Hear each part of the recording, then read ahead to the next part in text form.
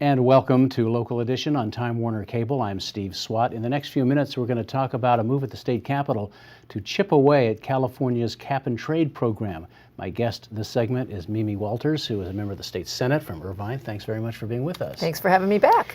So cap and trade, it's complex, but in a nutshell, it primarily is businesses, other organizations have to pay if they pollute. And the whole idea over this is California has a landmark law to reduce greenhouse gas emissions to 1990 levels by 2020, and that's going to be costly.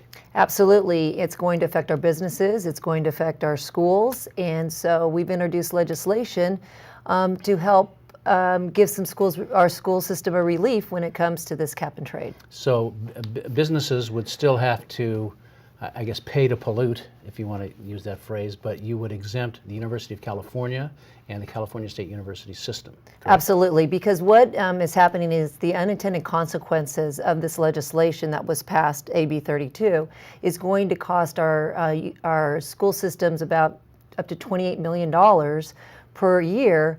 And what that translates into is roughly 2,800 students are not going to be able to get an education because they're not going to be able to admit 2,800 students. So not only is it going to increase the cost to attend our universities and our Cal State schools, it's also going to not allow more students to be educated in our school system. And that's because you believe because the universities are going to have to spend money that would go toward bringing in more students or educating more students, that money would have to be spent on this cap and trade program. Absolutely. And we want to be able to provide relief to our UCs and our Cal States because we want to be able to make education affordable and educate as many students as we possibly can. Mm-hmm. It's no secret that Republicans generally were against this legislation, this program to start with. Many were against AB 32 originally and the cap and trade program.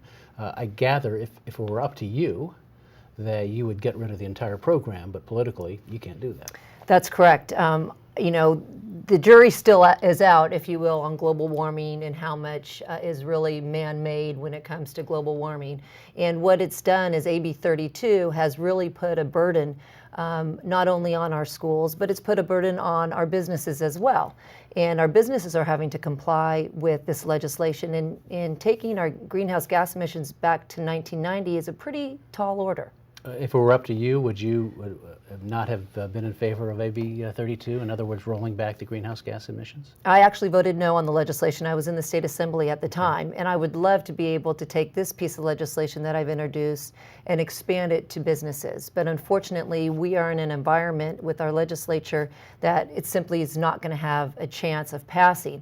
We may have a chance of passing this legislation if it is directed towards the universities in the Cal States. Have you been able to gather any environmental organizations on your side on this piece of legislation? Well, we're working on it. Right. We haven't yet. The bill is not going to be heard for another month or so. So we're still developing our support. But I gather you're hoping it would be a very tough call for some Democrats because obviously you're touching the University of California and CSU.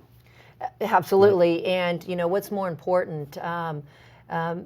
Making sure that we have a clean environment, which we do, but making sure we can afford education for our children. I mean, we have to have a balance.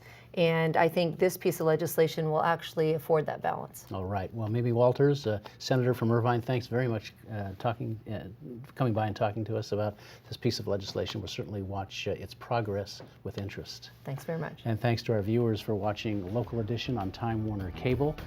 A reminder, you can see all of our interviews on My Government On Demand, also on YouTube. I'm Steve Swatt. Have a great day.